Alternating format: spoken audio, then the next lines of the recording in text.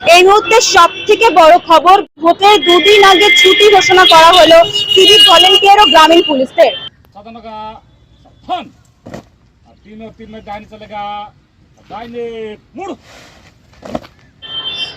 একেবারে বিজ্ঞপ্তি জারি করেছেন ইলেকশন কমিশন থেকে। তারা কিন্তু স্পষ্টভাবে জানিয়ে দিয়েছেন নির্বাচনের কোনো কাজে সিভিক ভলেন্টিয়ার ও গ্রামীণ পুলিশের কোনো কাজ করতে পারবেন না। তার জন্য একেবারে অন্য রকম গাইডলাইন বজায় করা হয়েছে।